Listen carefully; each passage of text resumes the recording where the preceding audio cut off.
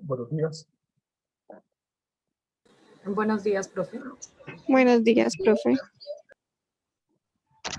Vamos, ¿qué tal el día de hoy? ¿Qué tal la clase anterior?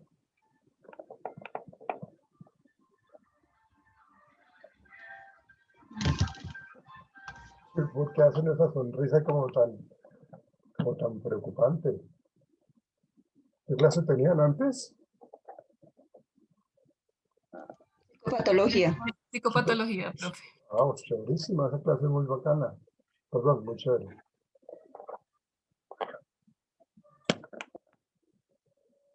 Se aprende bastante en esa clase de psicopatología, pues, porque pues, es como la columna vertebral de lo que en el área clínica se debe reconocer y tratar de identificar. Entonces, pues buenísimo que la tengan, porque pues igual hace parte del pensum académico, pues hay que aprovecharla al máximo. La cuestión es de que sí, realmente esta pandemia nos tiene muy fregados porque no se puede trabajar realmente, uno podría. Yo me acuerdo cuando estuve en la Universidad Piloto,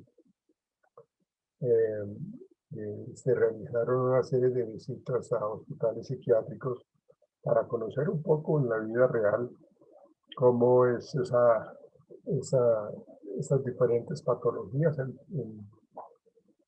vivo y en directo. Entonces, tristemente esta pandemia nos ha limitado muchísimo porque pues, la idea es hacer como una serie de salidas que acompañen los procesos teóricos, pero que veamos cómo es una persona que tiene una esquizofrenia catatónica, cómo es una persona que tiene trastorno de personalidad disociativa. Bueno, hay una gran cantidad de cosas allí que uno, pues, lógicamente, en la teoría, pues, sí uno la identifica, pero que es importante, pues, verlo. Entonces, sí hay que trabajar esa parte, como ojalá se pueda, aunque ustedes ya seguramente ya habrán salido, ya serán colegas, entonces esa situación pues ojalá se pueda modificar pasando esa cuestión de la pandemia.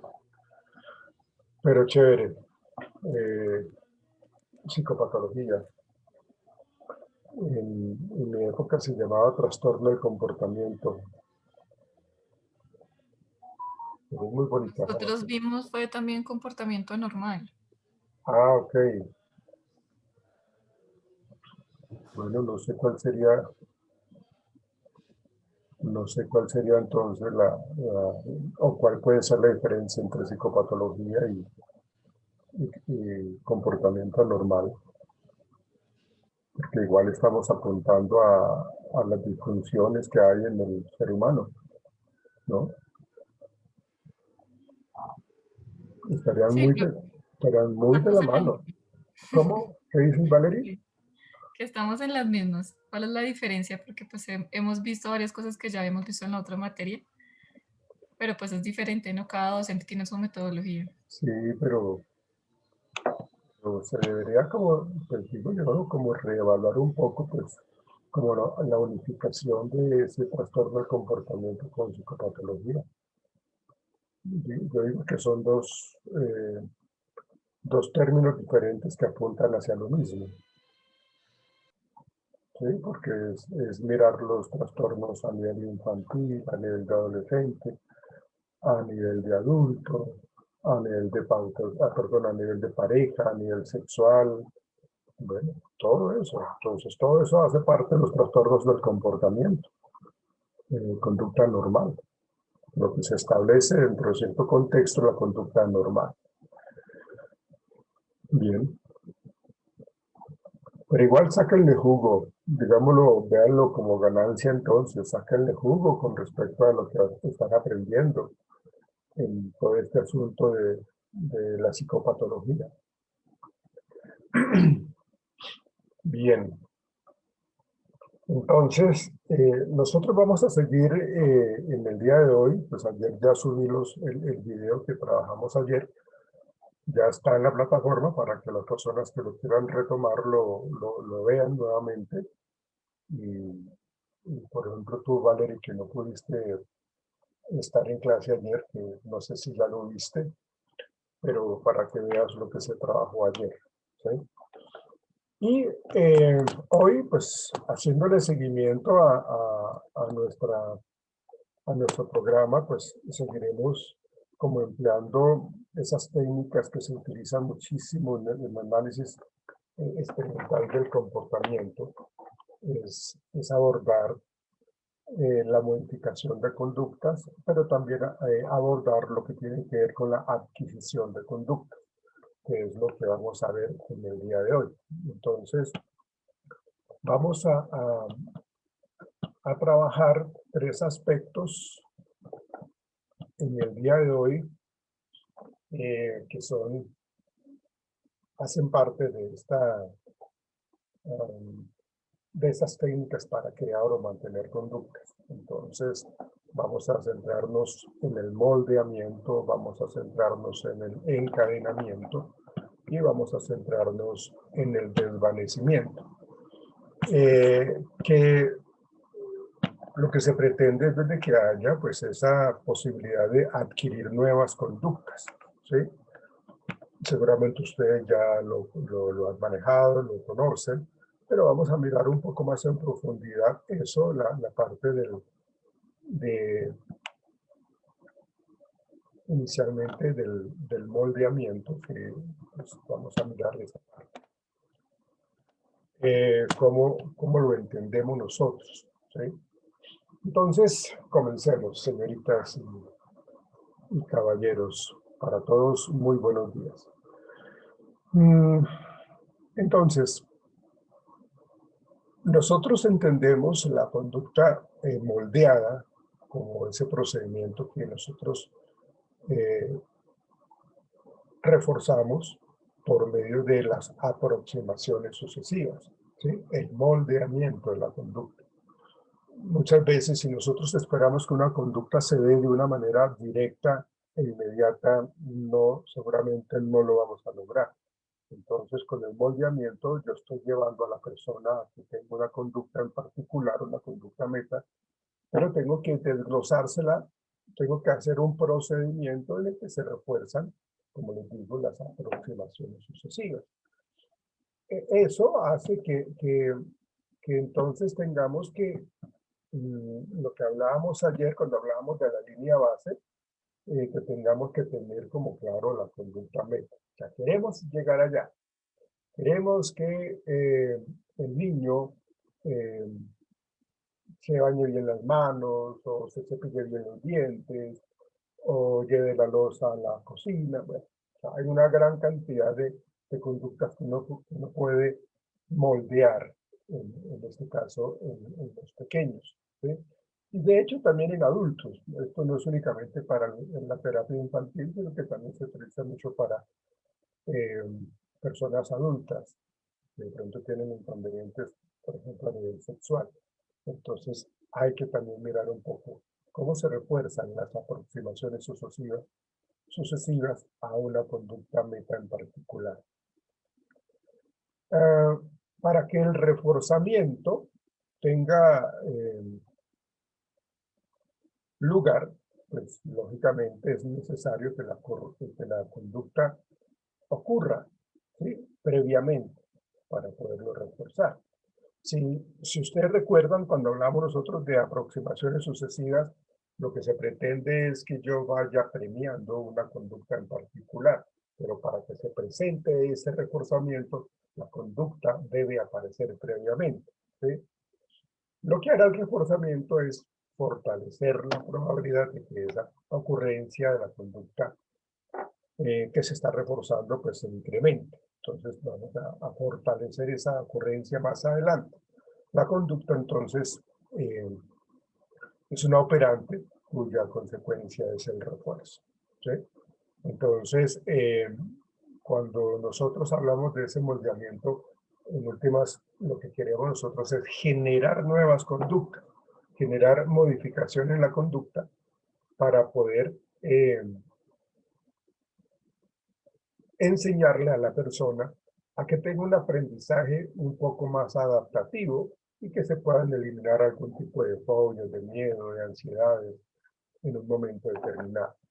Entonces, ahí vemos nosotros como una posibilidad de establecer el moldeamiento, ¿sí?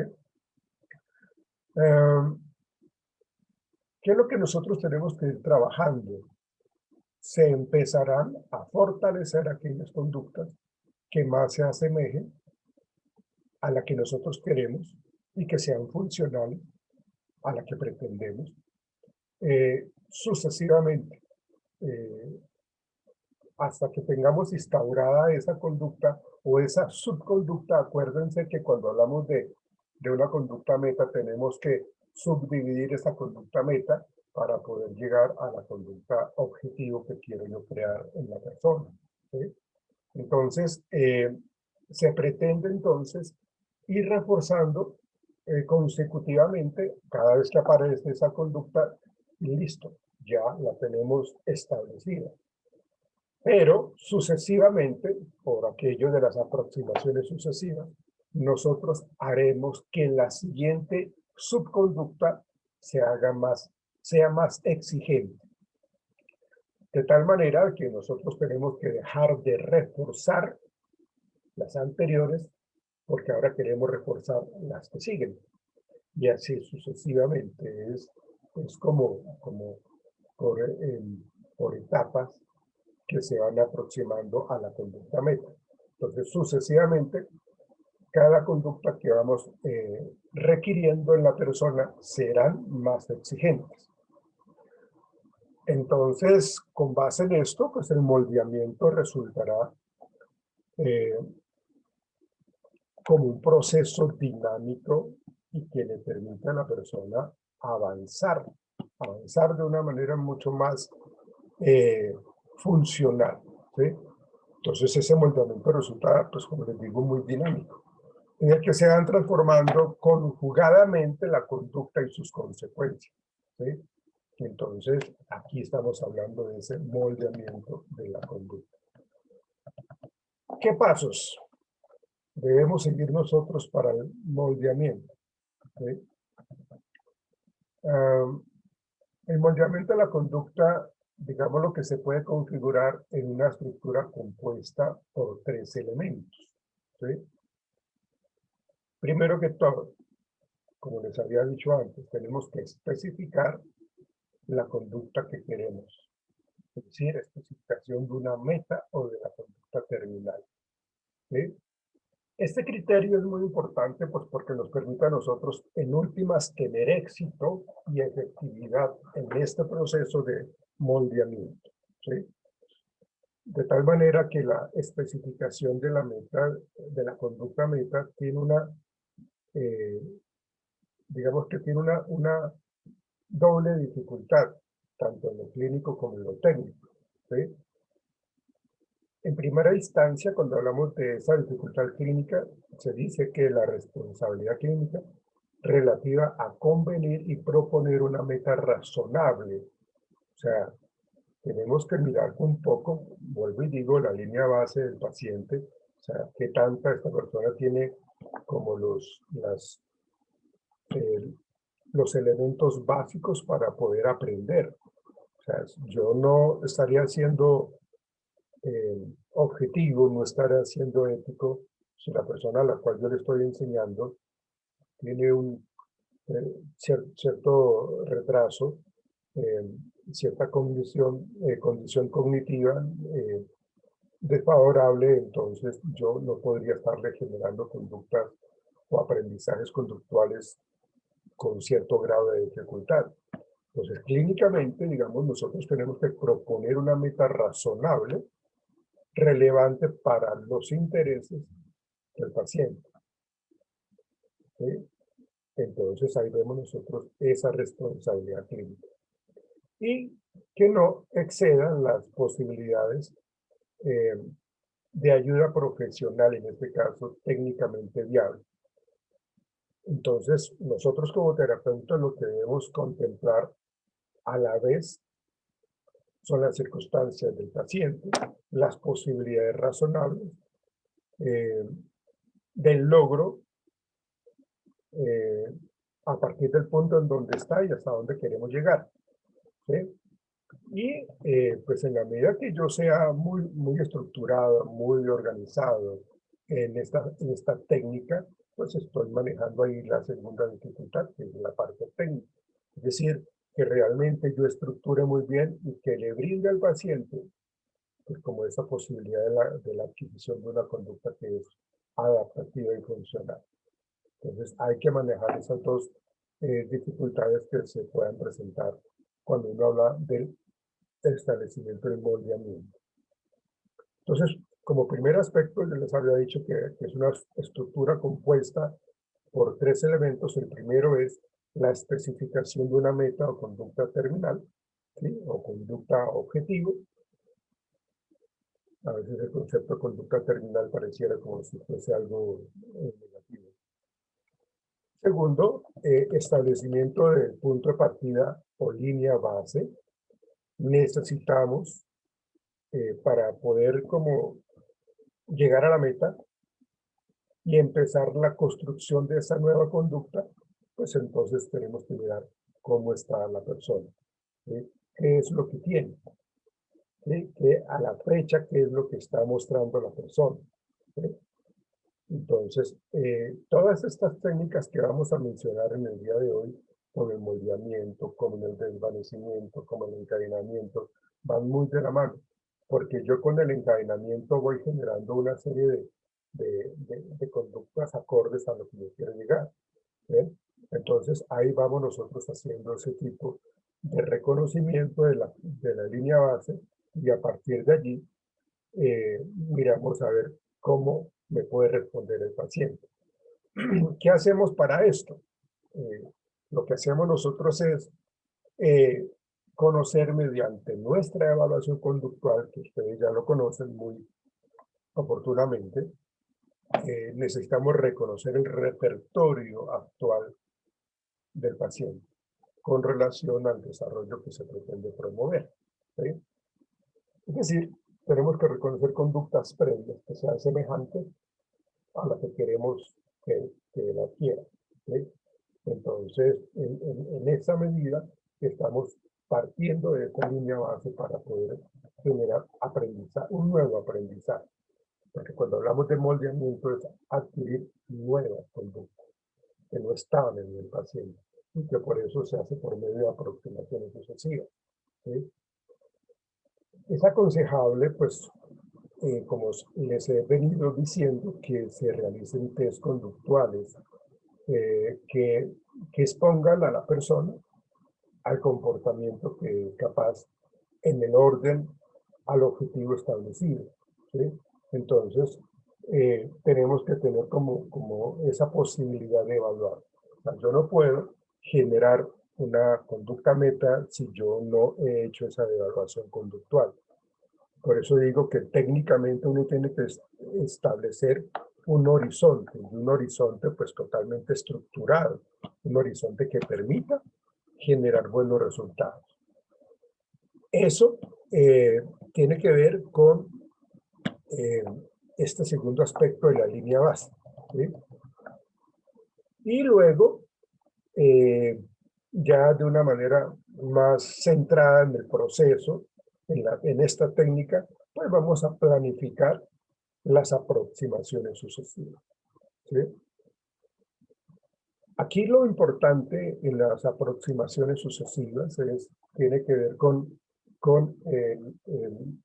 cómo nosotros vamos a organizarlas.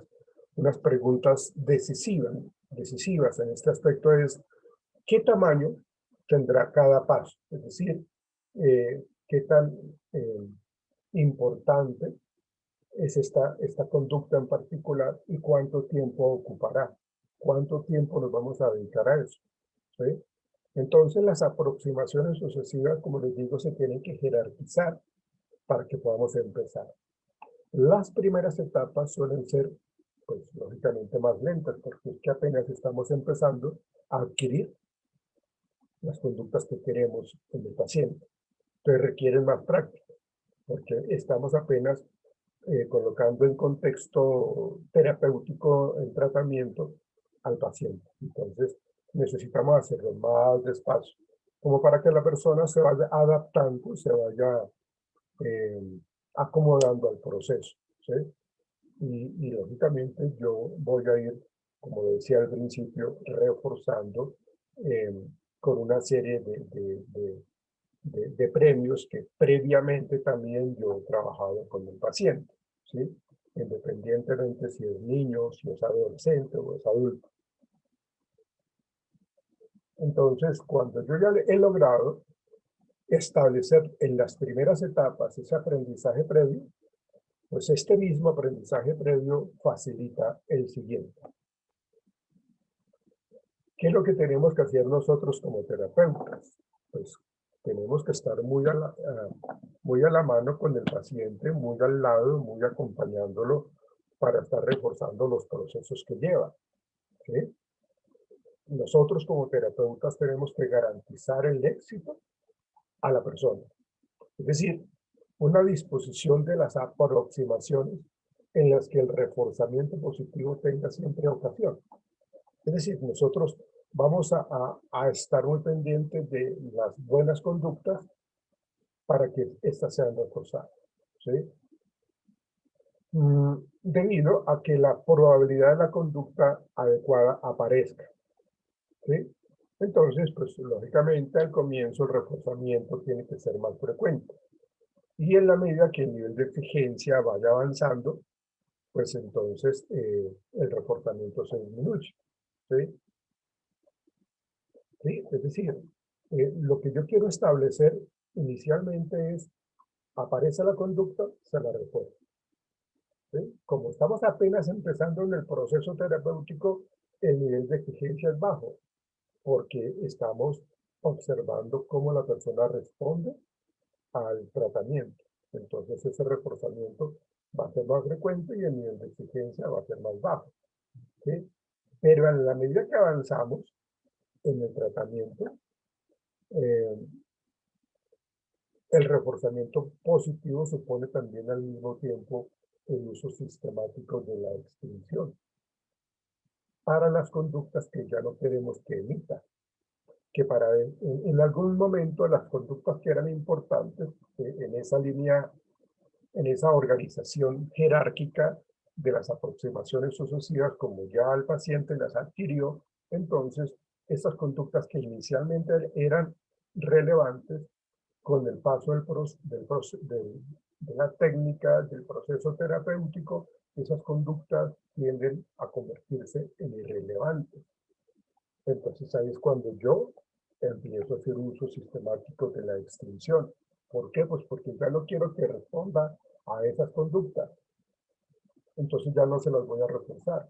Y ahí vemos que esa conducta que antes tenía refuerzo, ahora va a tener extinción, ¿sí?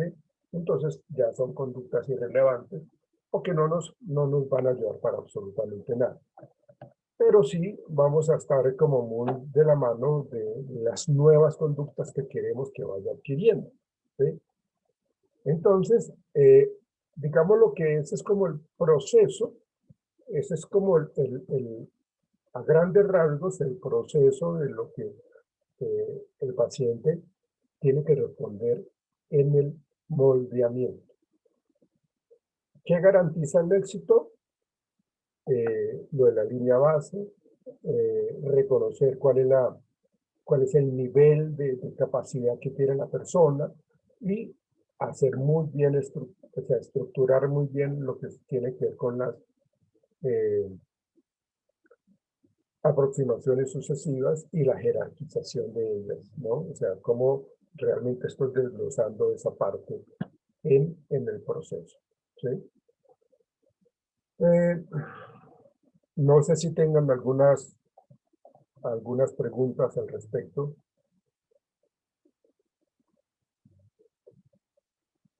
¿Todo claro, señoritas, caballeros? Díganme, Profe, por una favor. pregunta. En el momento en que sí, Estefanía, no te escucho bien. Habla un poco más fuerte, por favor. digamos, en el momento en que el paciente no cumpla como lo que se quiere de la conducta meta, entonces se refuerza más el tratamiento. O sea, lo que te entiendo, a lo que tú quieres referirte es de que si pasamos mucho tiempo y no se obtiene la conducta meta, ¿a eso te refieres? Sí, No, pues hay que mirar qué es lo que está pasando y por qué no se está obteniendo el resultado. De hecho, pues eh, tengo que volver a reevaluar. Por eso yo digo que para que no nos pase eso, Estefanía, para que no nos pase eso, yo tengo que hacer un buen diseño de tratamiento, de aproximaciones sucesivas, de moldeamiento, para que realmente sea efectivo. ¿Sí? De hecho, yo tengo que generar en el paciente un alto nivel de compromiso y de motivación. Si yo no le vendo bien la idea, si no lo genero esa necesidad de cambio a nivel motivacional, pues estoy empezando a hacer las cosas mal. Yo tengo que ser como terapeuta supremamente empático y muy recursivo para que la persona se me comprometa, ¿sí? O sea, no es castigar porque pues no, como usted no pudo, entonces simplemente no, porque eso sería pues como no adecuado. Aquí lo que tenemos que generar es paciencia, tolerancia, nuevos aprendizajes y, como les digo, tratar de terminar motivando al paciente.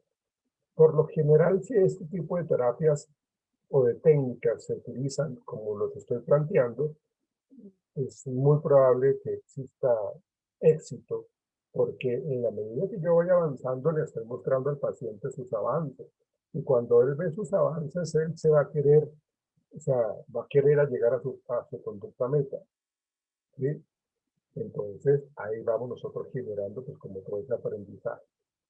Puede que pase eso, Estefanía, y señoritas y caballeros, puede que suceda eso, pero tengo que reevaluar qué es lo que está pasando, qué es lo que hace que no genere buenos resultados. ¿Sí? Entonces, tengo que mirar la parte motivacional del paciente, realmente usted si quiere adquirir este cambio comportamental, mire lo que le va a repercutir positivamente en su vida cotidiana, mire cómo va a mejorar usted sus relaciones familiares, sociales, laborales, se va a integrar más fácilmente. O sea, le estamos mostrando toda una serie de ventajas que puede tener esta persona cuando se termine el proceso. ¿Sí? Y como les digo, yo voy acompañando al paciente y le voy reforzando y le voy felicitando, le voy diciendo cómo va evolucionando y estoy seguro que la persona va a responder con muy buena actitud. ¿Sí? Por eso digo que hay que determinar un poco cuál es la línea base en cuanto a la capacidad inclusive cognitiva del paciente para que no me pueda responder. Entonces yo tengo que trabajar eso. O sea, yo no me puedo quedar en esa, como avanzar en esta técnica sin haber hecho esa evaluación. ¿Sí? Entonces yo no podría solo, entonces yo tengo que trabajar con una terapeuta ocupacional, yo tengo que trabajar con una terapeuta de lenguaje, tengo que trabajar con neuropsicología, ¿sí? Porque pues la idea es generar una adquisición de conducta que le permita al paciente funcionar. Y eso se logra, eso se logra. Se trabaja muchísimo con niños con espectro autista, se trabaja muchísimo con Asperger, se trabaja muchísimo con síndrome de Down y con otras, con, eh, con, eh, con déficit atencional, con conductas desafiantes o oposicionales. Se trabaja con muchas cosas a nivel sexual, como les digo, y pues, los resultados pues, tienden a ser favorables. En mi experiencia, los resultados son muy buenos, muy buenos. Ok, Estefanía. No sé si respondí tu inquietud, Estefanía. Sí, profe. ¿Estás segura? Sí, profe. Ya Bueno, entendí. ok. Eso también es, pienso yo que esto también es la actitud que le coloque uno como terapeuta. Sí, o sea, también es eso, ¿no? Que si yo coloco una actitud como bastante despectiva, de poco compromiso, yo como terapeuta, como baja en ánimo, como, qué jartera, pues lógicamente eso lo transmito yo. al paciente. Entonces, ¿quién va a querer trabajar con un terapeuta que es totalmente apático, hosco, totalmente negativo? Entonces, pues, no, tiene que ser muy de la mano de eso. No sé si hay alguna otra pregunta. Profe, no, más que una pregunta, de pronto no sé si haya la posibilidad de estudiar, no, pues, de Y tenemos que mirar un estudiar. estudio de caso, un estudio de caso real, o sea, Sí, claro. mirar o sea, este proceso terapéutico del moldeamiento, o Ujú. sea, real, un caso real, o sea, Claro, cómo se estructura este proceso, cómo tiene que ir, pues no sé, cómo tiene que ir plasmado, cómo se le da al paciente, no sé si es posible que lo podamos. claro. De hecho, lo que ahí tú te adelantaste a lo que tiene que ver con el examen que yo quiero hacer en ustedes, en la evaluación final, que tiene que ver como esa parte de esos estudios de caso clínico, que es bueno como decir, bueno, este caso clínico que estableció como la modificación de la conducta y utilizó como técnicas operantes estas, entonces ustedes ahí ya le estoy diciendo un punto del parcial del examen, ¿sí?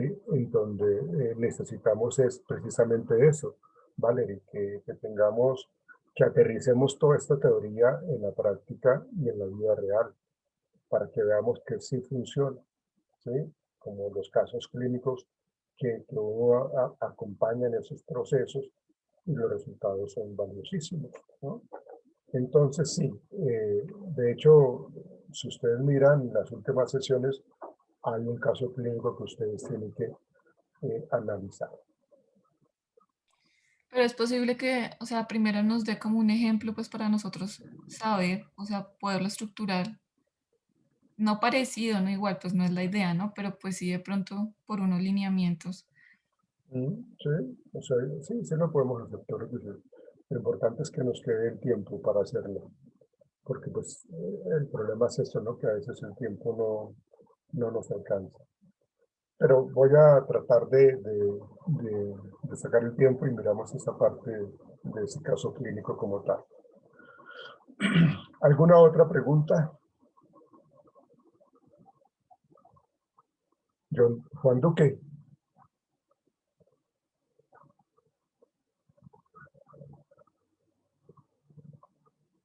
Juan Duque, Estoy. aquí está, ¿no? Sí, sí, sí.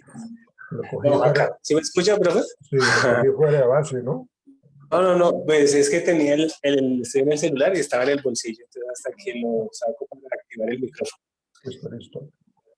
Pero no, acá estoy. Sí, sí. Listo. Ok, Juliet Díaz, ¿estás? Señor profe. Ok, sí. Karen Contreras, ¿estás? Karen Contreras.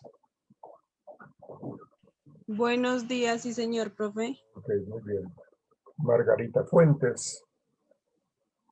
Buenos días, profe. Aquí estoy. Ok. Milena Martínez. Buenos días, profe, presente. Pues ahí la veo, por molestarla. Paola Guerrero. Buenos días, profe, presente. Joana Ortiz. Buenos días, Paola. Joana Ortiz.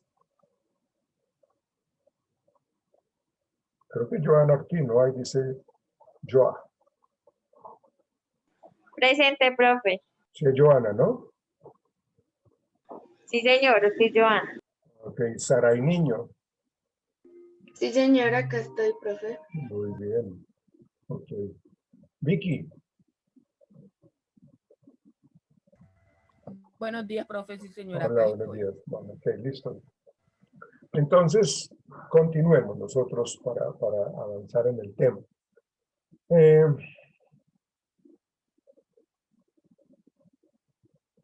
Cuando nosotros estamos trabajando todas estas técnicas de moldeamiento, pues uno tiene que hacer uso de estímulos discriminativos, ¿sí?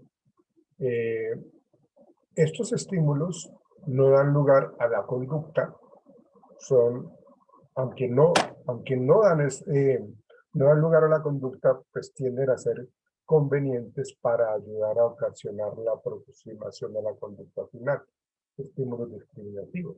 ¿Sí?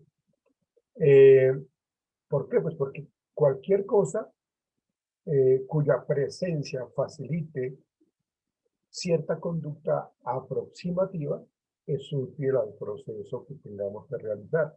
¿Sí? Entonces hay preguntas tentadoras de respuesta, hay una frase o actividad pequeña, o hay anotaciones que de pronto nos ayudan como esos estímulos discriminativos. Perdón. En general, cualquier disposición ambiental que seleccione las conductas apropiadas tendrá un carácter discriminativo. ¿Sí?